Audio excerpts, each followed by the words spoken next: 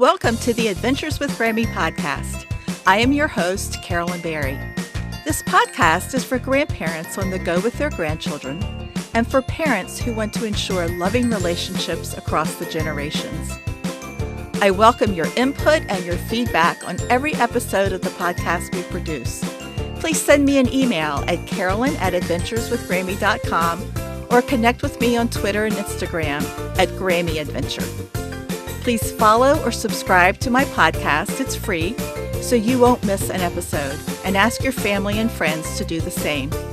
You can subscribe to the monthly newsletter by visiting my website, adventureswithgrammy.com, and clicking the newsletter sign-up link.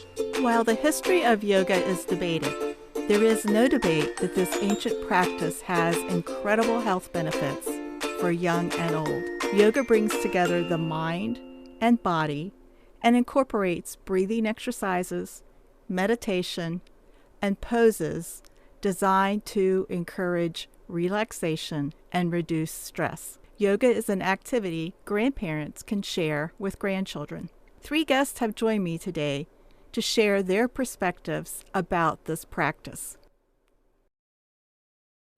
Corinne Marignac, founder of Callie's Books, talks with us about a children's book she offers titled Yoga with Music. The book's illustrations and directions suggest how children can do 5 poses as they listen to 5 nursery tunes.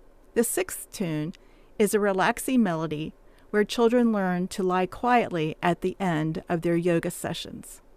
Callie, I really enjoy the concept behind the books that you publish. Will you please share with our listeners what started your journey on publishing? I got my new baby, so it was like 4 years ago, and I had this image of me reading to her and reading lots of books. And so she was like few months old, and I tried to read The Little Prince or, and she was not interested whatsoever. Which now that I know what a 4-month-old baby is supposed to act, that doesn't surprise me. But I was surprised because I never really imagined how their attention span, and they're not interested in books at few weeks old. That's just not possible. But I was surprised. So believe it or not, I was like, and because I spent my maternity leave in France, because I'm French. In France, they have these books which are musical books. And it was magical because even if she was only a few months old, for the first time, I will read her a book and she will engage, because in these books, there's like a little button, but it's very subtle. It's a book. It's not a toy or a plastic toy. It's a book, but there's this little button which, even with their very weak finger, they can press it. It's not even pressed. Just by touching it, there's music. I thought it was great. It was brilliant. So when I came back to the States, I wanted the same in English. And I realized that they didn't have this format. So it was surprising to me because it's so popular in France. I was like, how come they don't have it? Let's do it. Let's try. So I adapted the French format. The books are more about, in France, they are more about classical music. And I wanted, because I discovered, I haven't been raised in America, but I discovered by raising my kids all these nursery rhymes, which I thought they're so lovely. Because French nursery rhymes are a bit tough, but English nursery rhymes, it was like really cute, and they respond so well to the nursery rhymes. So I was like, let's put English nursery rhymes. And that's when I started to do the first book. I was still working, and it was like just a hobby. It was really a hobby. I thought it was fun to do that. I started to sell, but it was like something I was doing on the side. Because I love yoga. Of course, I wanted to do a yoga book about how to share that with the kids. So that's why I give you all this long introduction to explain that the yoga book, I didn't write it. I used nursery rhymes that are, some of them are famous, some of them are less famous, and some of them I created them. So just to adapt them. And so there's 6 pages on the books, and on each page it's a nursery rhyme, and it's a position, the yoga position, and it will, like, for example, for the cat cow position, that is really good to do for your back, and that kids really relate to animals. So I put a hey diddle diddle, so that's the cat and the cow. And for another position, it's like downward dog, so it's bingo. Yes, each page it's a position, a yoga position, and a nursery rhyme.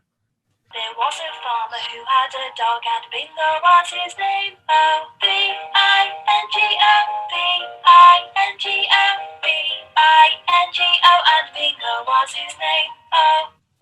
And there's like an illustration on how to do the position with the baby or the toddler, and a little description. So on each page you have like 6 pages, so 6 different yoga position, and they play with it. So it's very interactive for them to. And now that's funny because my kids will associate each position to a song. I found online a singer who's British, and she sings a song. And I also found an illustrator, Clara, who's Argentinian, and she's the one who draw and who illustrate the books. And me, I'm the let's say the creator, where I put the talent of Sarah, the singer, the talent of Clara, all these beautiful nursery rhymes that exist forever, and put it in a book. And also, yeah, for the yoga book, that was my idea, because I've never, I'm not good at yoga, but yoga I've always been part of my life. But when I was pregnant, I mean, prenatal yoga was such a blessing, because I live in LA. All my family is in France, and I was pregnant, and when you need a community, you need people who understand what you're going through. And being so far away from my family and my friends, and with the time difference, like when it's like 6 p.m, everyone's sleeping, you can't really wake up your mother to say, oh, that's hard.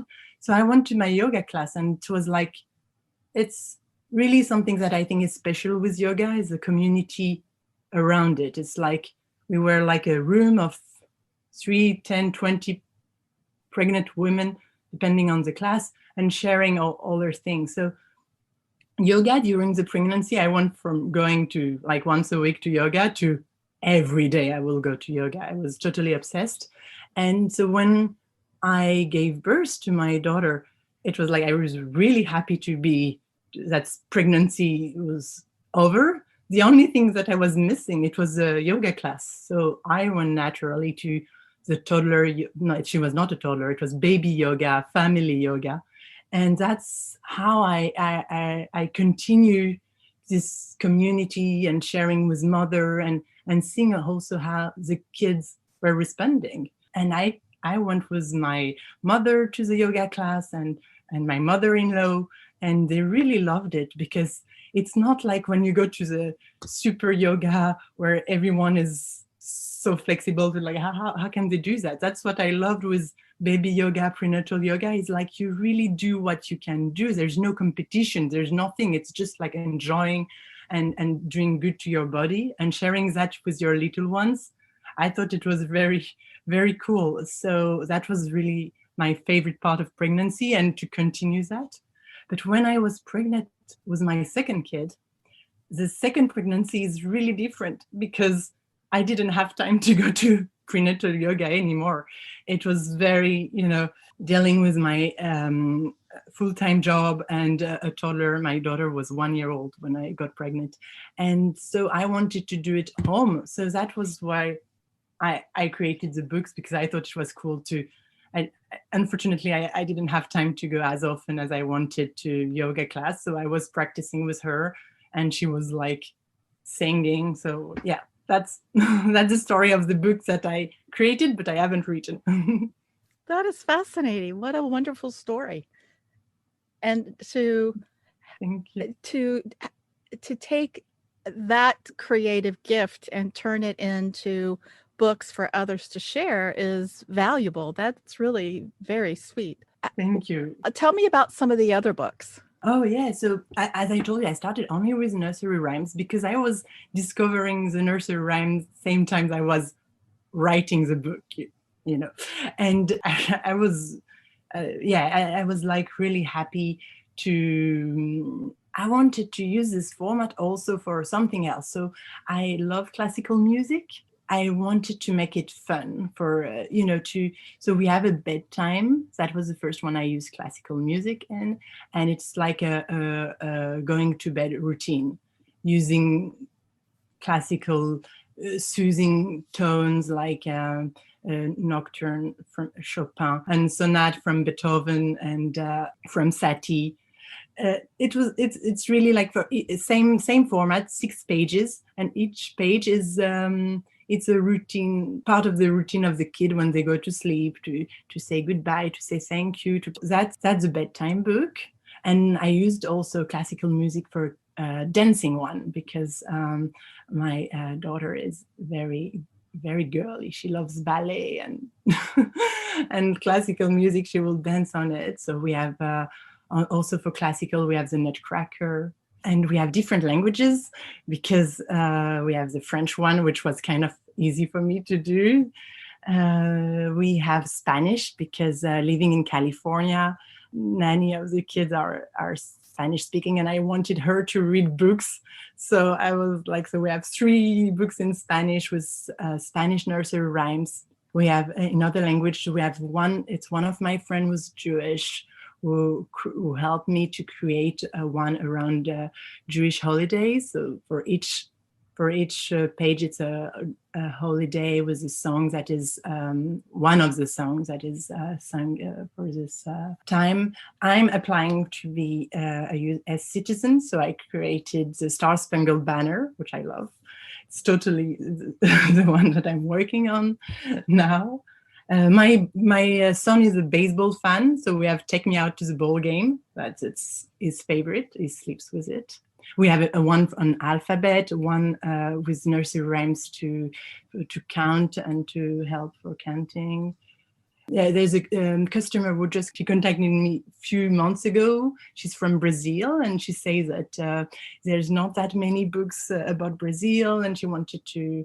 So I was very excited because I love samba, and I think it's a great, very fun music. So we now have one Brazilian book. Oh yes, we have a reggae book because I noticed that my kids were replying very well to Bob Marley, and to make them like calm down. Everything is going to be all right. So we put it in a book. And we have a rock book because living in Los Angeles, our neighbor are rock band. So I asked them, like, can you help me to do a rock book? And we did a rock book. Yeah, we have like now we have 33 titles for this format. And we launched another line, which is very different. About stories, like timeless stories. And this one is very different because you can record your voice. And this one, I did it really for my parents because they love story time and they miss that a lot. And I wanted my kids to keep this moment. And so we made a recordable book, but with the timeless stories, that the stories that my parents used to read to me when I was a kid and that they can transmit. So like the 3 Little Pigs, Jack and the Beanstalk, Cinderella, Beauty and the Beast. Oh, I love that. All grandparents will appreciate that, but it has to be extra special for your parents and for your children. How can people find your books? We are on Amazon, of course, and that's wonderful to have Amazon because I had this concept in my mind, and thanks to Amazon, like I could communicate about it. But we also have a website where, for me, I like also to have the relationship with the customers, and the limitation with Amazon as convenient as Amazon is, and as a customer, I love Amazon. So convenient. But for me, I like also to have the customer from the website, because I can communicate with them. And for all the books when we reprint, we are like taking consideration all the feedback from the customers, and that's really cool. And with the website, we try to create a community, and like when we have a Chinese book, because we met also a customer from China. So that's, yeah. And of course, before we were in retail stores, mainly in around where I live. So it's like Los Angeles. What is your website address? It's calisbooks.com. So CALISBOOKS.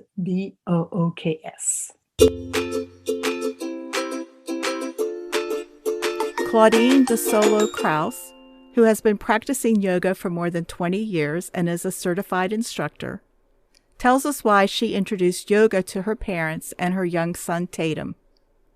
Her mother, 82-year-old Rafaela DeSola, who has been practicing yoga for about 3 years, provides tips for those of us who would like to get started with yoga. Claudine, I know you've been teaching your mom and your son how to do yoga. Why is yoga important for Tatum? Great for balance, and it's, you know, it's fun too. It's like acrobatic, you know, there's that sense. It's really starts to understand the idea of breathing and taking a moment of breath, and it's just fun to kind of see him get into all of these poses. Rafaela, why did you get started with yoga? My daughter used to always have my husband do it because it was great exercise for us. So come and visit, and before you know it, we were having a yoga class. So, and we enjoyed it. He enjoyed it. He got a couple of good laughs out of it, because we didn't know whether we were doing it right or not, and if our instructor was gonna give us a little heck for it. Claudine, why is yoga important? What are the benefits to, say, grandparents? Why was that so important for your mother and father to do? Like my mom mentioned, she was doing yoga before Tatum came along, and we started actually with Tai Chi.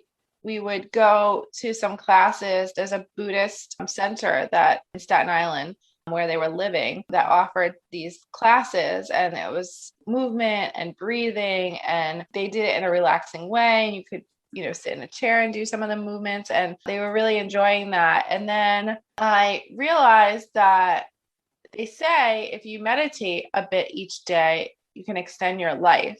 It's great to utilize breath. If you have blocked breath and you're not really breathing fully, could be really bad for like inflammation and just, you know, getting things moving. So breath can, you know, even if you're not doing the arm movements and the poses and all of that, even if you could just have some time to bring breath through your body, that can bring you so many benefits. You know, it's a good time to be able to, you know, reflect and bring gratitude into your life as well. We can all do that from the age of 2.5 to 110. Great to be able to kind of sit in a moment of just being what you're grateful for each day, or however, whenever you can.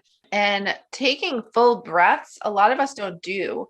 And I think, you know, even with my mom now, sometimes I see if she's doing active or aerobic activity, she gets out of breath. You know, she goes hiking with us, and she's out there and she's definitely walking and making strides, but she still will sometimes get out of breath.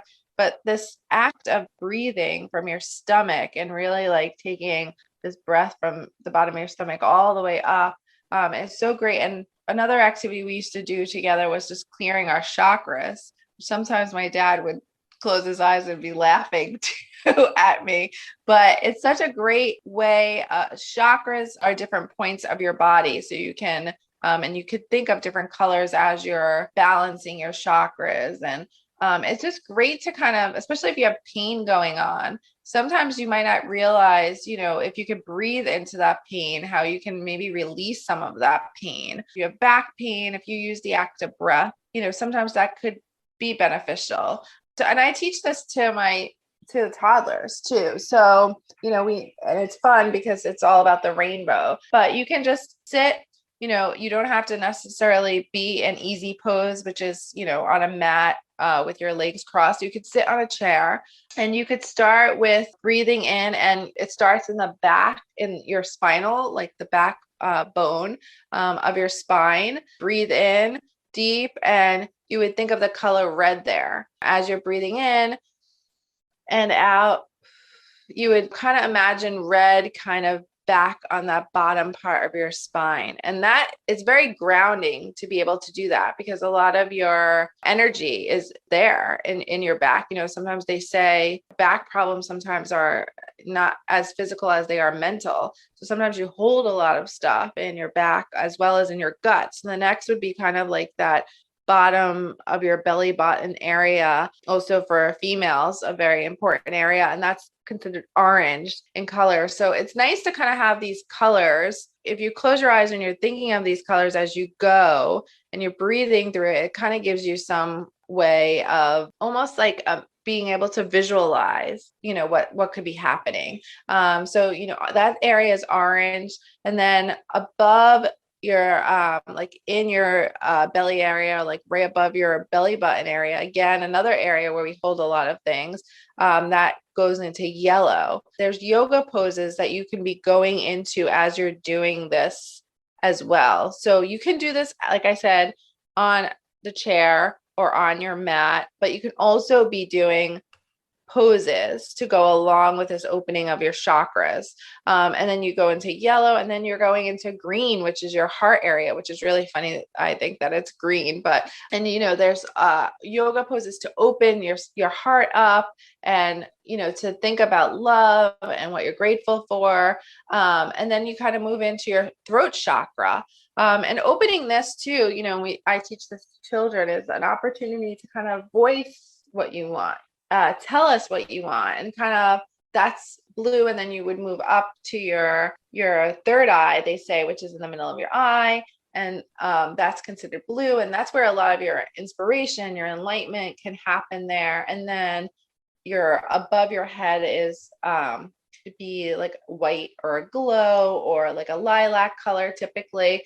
And again, that kind of is also for enlightenment and just opening up. So it's a nice meditation to go through. I always think it's great to bring color, if you can, while your eyes are closed, instead of it being so like dark in there, to actually be thinking of color is quite lifting. And this is like something that any age, like I said, can do.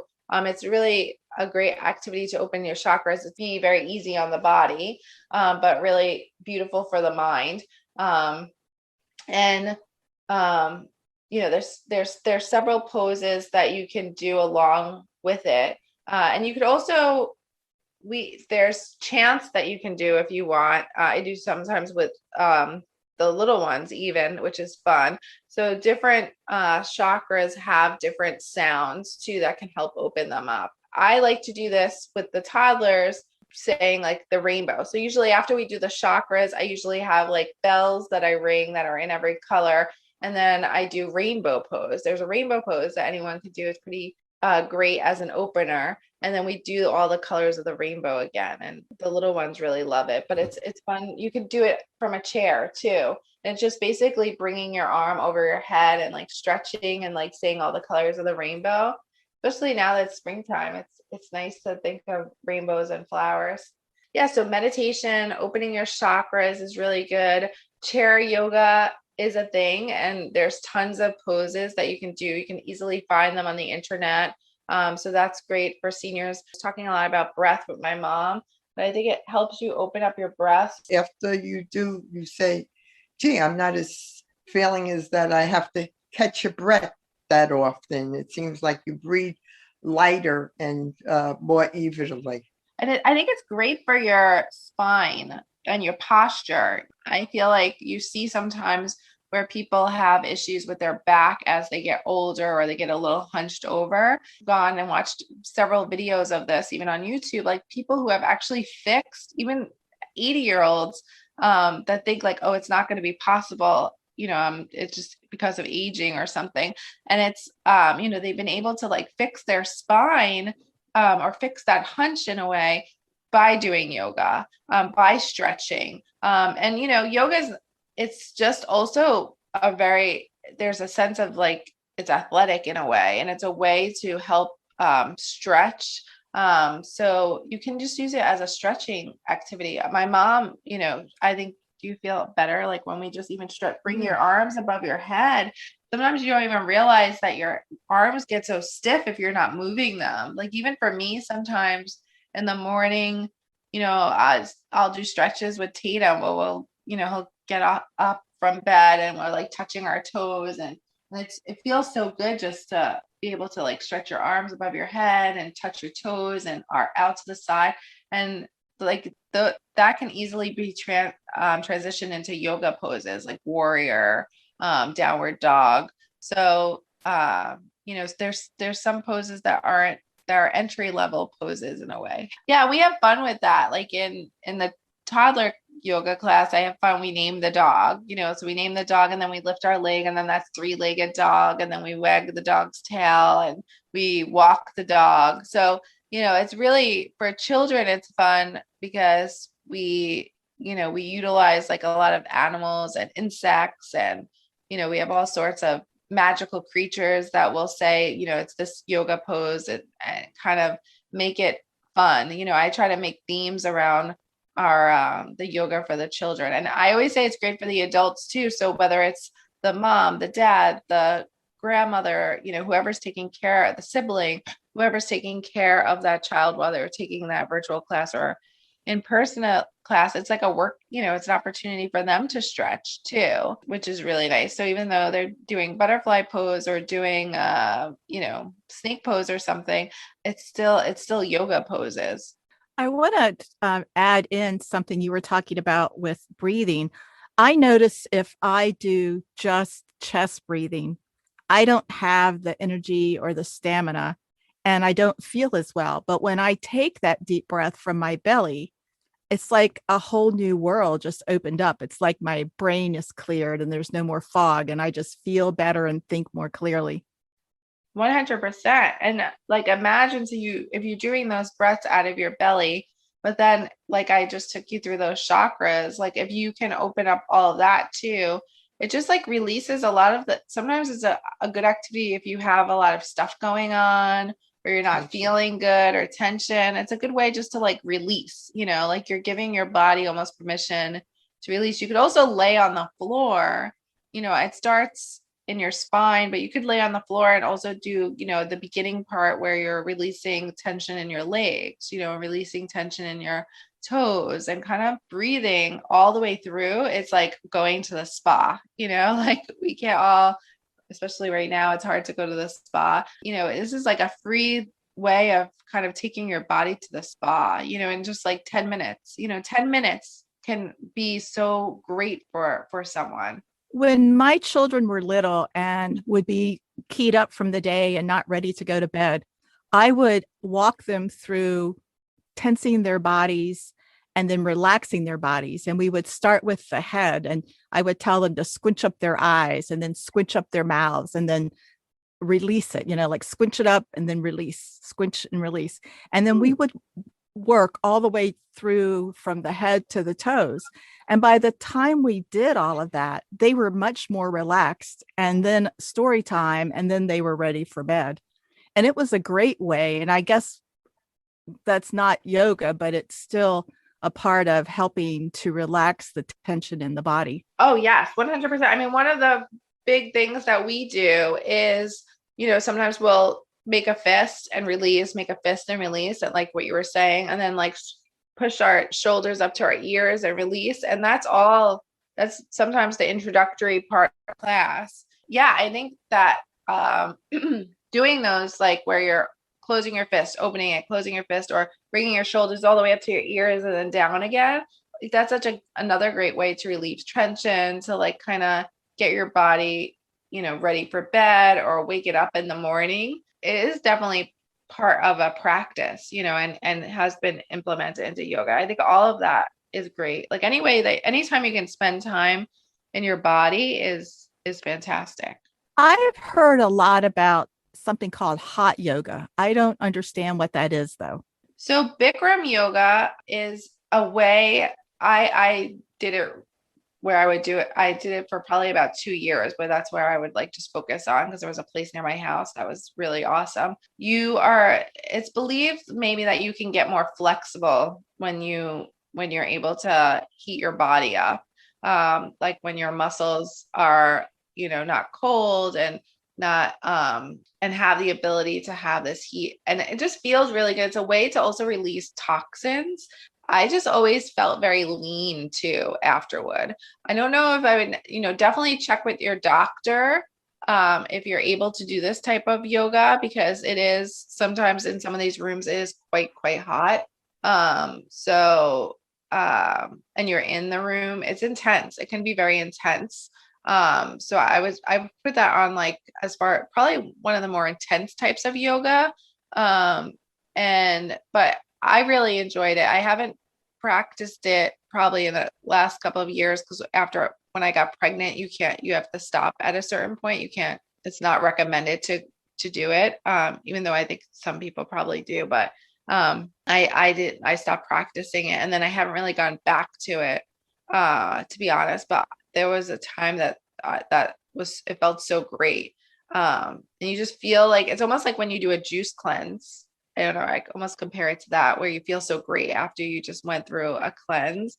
It's very cleansing, and you just, you sweat, even if you're not someone that sweat. I'm not a huge sweater in a way, but anyone sweats there. So it's good to sweat because it does remove all the icky stuff out. So but if you do it, you want to stay hydrated. And also you definitely want to check with your doctor if it's okay to do, because it could be an issue with like certain types of blood pressure, or I'm not quite sure, but I would definitely check. Hot yoga is yoga, but in a room that is incredibly warm. Yeah. And it's lit up all sorts of ways. Like I went to the studio called Y7. That was amazing because you would be in this really hot room and they would have candles around as well. And they played the most amazing music. They still do. I just don't go, but they play the most amazing music and mixes, and it's dark, it's hot, and it's like an experience. So besides going through this with for yourself, you're also going kind of through this experience in a way. It takes you to this other place. So and when you're done, you feel like anytime you do a yoga class, you feel invigorated, but I don't know, there's something especially invigorating after you do a hot yoga class. Let's go back to Tatum. How did you introduce yoga to him? We went to some classes. We went to this beautiful place and they had a children's yoga class. And at first he just wasn't really paying attention. I was like so disappointed because I was like, he was 18 months old at the time. Maybe a little younger, 16 months. Younger. Yeah. So we started so maybe like 16 months. So 16 months old, I brought him, and the other children were a bit older than him. So he was kind of running around, not really paying attention, maybe did one pose the whole time. But he was watching everything that was happening. And then I took him again to another class. And then I think he did a little better at that class, and another class, and did a little better.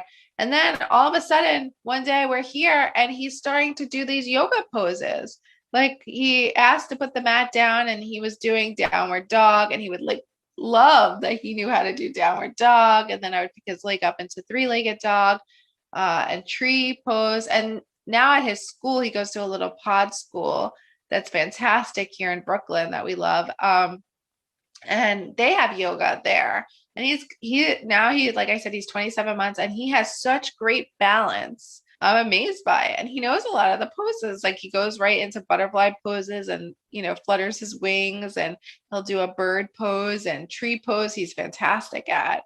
And I think just having that balance, it helps It helps ground them. Even at the playground, he's able to, he's such a climber, but he has such good balance that sometimes I'm not as worried, when he's doing the things he's doing, because I know he has like good core strength. He's already establishing like that inner core strength balance, which comes from yoga. Actually, that's a good point, because when you talk about being healthy, and especially for older people who have back aches, I've always heard that a lot of back aches are because you don't have a good core strength. And yoga seems to be a ticket to help you get there. 100%, like 200%. I definitely think you could probably speak to this. Like my mom has really good posture, I think. When I see her walking alongside someone else, maybe that's the same age or even younger. And that I think really comes from core strength, and these don't have to be really overactive exercises you do. You don't have to be standing in plank pose, being in plank pose or 60 seconds or anything. Like there's smaller types of easier exercises that you can do help your core strength. Even standing in a warrior pose or a tree pose, like I mentioned that Tatum does, like that all can help balance. Like my mom can do a tree pose. She's having some knee issues now, so some of them are a little bit harder, but she has these whole exercises that she does and they help you, right? And standing up straight, I think, is like sometimes normally you'd be walking and before you know it, you start slooping over a little bit. And I hear Claudine in my ear, get up straight, get up straight. And, and I do, I get up and, and I take those deep breaths like she was talking about. And they really do help. And whether it's mentally or what, but they do help. All of a sudden you feel like, oh, okay, so I could straighten up. Why am I slooping over like this? So those I'm 100% on doing those exercises for as much as you could do it. Just don't overdo it. But people should get up in the morning and take those deep breaths. Like, sometimes we think we're breathing, but that's what we're doing. We're just breathing in and out. We're not really taking a real deep breath and holding it for a second and letting it out. So everything she's been saying, I'm sitting here listening, and I say to myself, yeah, I'm getting a little schooling on the side. Yeah. I was going to ask you if some of our listeners are your age, some a little older, some younger. If they've never done yoga before, what would you recommend they do? Well, first go very easy on yourself and chair. Always start with the chair, because this way, sometimes you get a little dizzy or something for the first time. At least you're sitting, and you're not endangering yourself in any way. And of course, once you do something and then it doesn't work out the first time, you go, I'm not going to do this. So if you're sitting in the chair, you feel more secure. And stretching is really does a lot of good. Like Claudine was saying before about stretching your arms. Sometimes you say, oh, I picked up my arms, so that's all we're doing is just picking them up. We're not really stretching them out. There is a big difference when you start to do it. And even your legs, even if you just sit in the chair and just go up and down, bend your knee straight down, twist your ankles, because that's very good. I find when I twist my ankles back and forth, and it does make them feel stronger when you're walking. So all that, you put it all together and you come up with a good pie. Tell me about the chair. What kind of chair do you recommend? Just a straight chair where you feel balanced. Nothing with a curved back or anything, something that you could sit straight up on. Just be aware of your surroundings. So, if you wind up doing the meditation part, when you start doing the yoga part, the physical kind of part, keep your eyes open. Like I wouldn't combine the meditative and the yoga if you're a first timer, because you want to be aware of, how close you are to the edge of your seat, even on the sides. if you lose your balance somehow. And if you don't have like a straight back, or you feel like your back too far, then just make sure you sit in a balanced position on the chair with your back straight. You always want to keep your back straight. So you're not like, for them to get the true benefits, it's important to have a straight back. You can bring some of the yoga essentials, yoga ideas and principles into other things that you're doing too. Yoga doesn't have to be serious. I always try to have everyone laugh a lot of times during some of my classes, because like I think there is such a thing as laughing yoga. This isn't like, okay, get into yourself, be so serious, and meditation so serious. Like, it's amazing. Like, anyone that's listening to this right now, like, just laugh, like take time to laugh. Because that opens you up so much. And it's like gets into your belly, and it could be just a way of relieving stress. And we incorporate dance sometimes into our yoga, and just like kind of moving your body around, and having dance parties is like the best medicine. Sometimes we build mandalas is another kind of practice where you can be very quiet, or you could not be quiet and kind of have this opportunity to kind of build this circle. I also want to stress the yoga, mindfulness, dance, art, nature, like all together, like that can really open something up. And this is all free, like nature, trees, flowers, like it's all free. It's all out there for us to like really be able to enjoy. One last thing I want to mention is, if you have the ability, I think with yoga and this journey, it's important to think of community, ways that you can help other people. And this is something really important that I want to leave everyone with. It's so important to figure out a way to give back, to be philanthropic. And if it's not monetary, in a way of monetary ways, then to be able to volunteer, or just to build awareness, to tell friends about organizations that are true to your heart, and, to be nice to your neighbors, because mindfulness is about kindness too. I hope you have enjoyed today's episode of the Adventures with Grammy podcast. You will find the links to our guests and the topics we discussed in this episode's show notes. If you would like to be a guest, or if you know someone who would be an awesome guest, please connect with me at Carolyn@adventureswithgrammy.com.